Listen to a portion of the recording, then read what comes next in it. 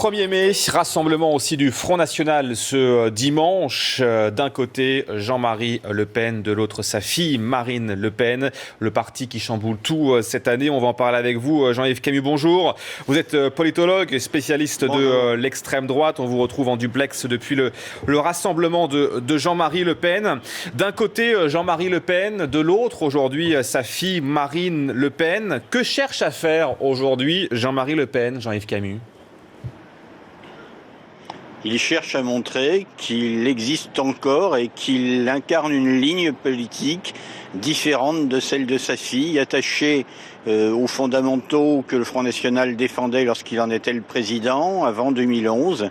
Et il cherche incontestablement à envoyer des signaux qui seront des signaux de basse intensité, parce que il n'est pas certain qu'il y ait grande foule aujourd'hui.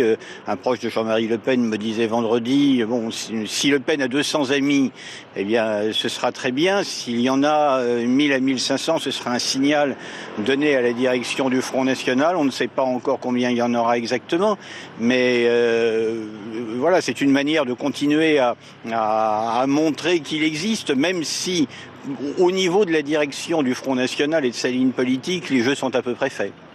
Jean-Marie Le Pen qui annonce, entre guillemets, un discours historique qui aura des répercussions. Est-ce que vous en savez un petit peu plus sur la teneur de ce qu'il va dire, de ce qu'il pourrait annoncer tout à l'heure, par exemple ? Non, un discours de 30 à 35 minutes, semble-t-il. C'est ce dont il était question la dernière fois que j'ai pu en parler.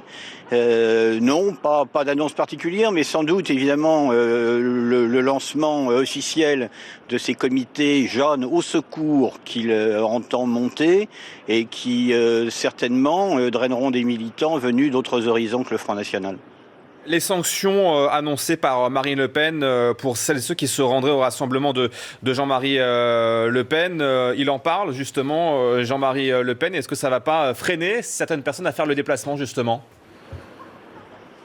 Ça freinera sans doute la volonté de venir de quelques dirigeants du Front National, mais je pense que la base qui a envie de se déplacer le fera, parce qu'elle considère que de toute façon la rupture est actée depuis longtemps.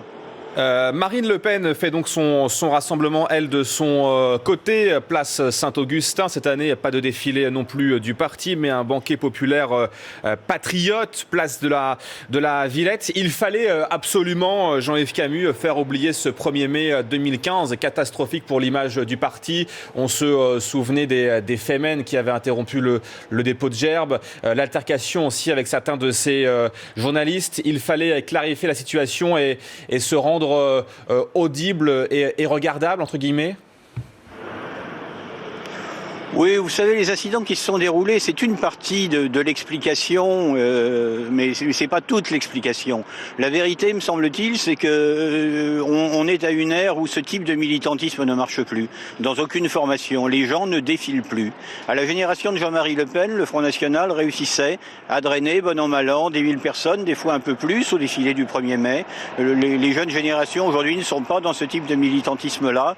Donc les incidents de l'année dernière ont sans doute été l'élément qui a poussé la direction actuelle à en terminer avec ce défilé. Mais la vérité, c'est que ça ne rendait plus compte de la force électorale effective du Front National. Quand vous avez 3 ou 4 000 personnes pour 28% des voix, bon, naturellement, c'est pas à l'échelle. Donc le mieux était d'en finir là.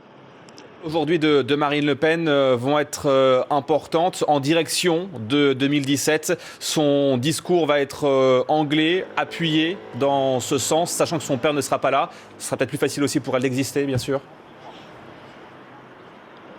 Ce sera effectivement plus facile pour elle d'exister, mais vous savez, je crois qu'elle a depuis longtemps existé en clôturant l'épisode Le Pen, avec beaucoup moins d'ailleurs de dommages collatéraux qu'il en était question au début. On pensait que l'éviction de Jean-Marie Le Pen se ferait dans la douleur, peut-être avec une scission. Finalement, ça s'est pas passé comme ça.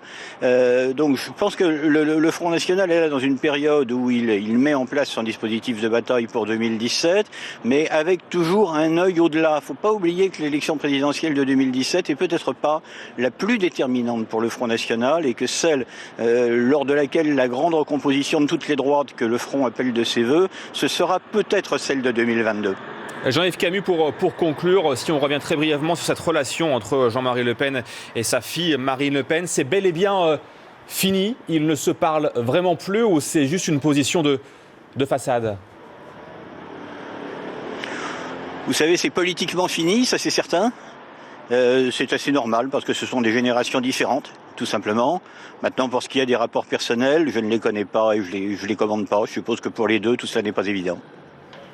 Merci à vous, Jean-Yves Camus, d'avoir été avec nous en direct depuis le rassemblement de Jean-Marie Le Pen, politologue, spécialiste de l'extrême droite. Merci d'avoir accepté l'invitation d'ITélé ce matin.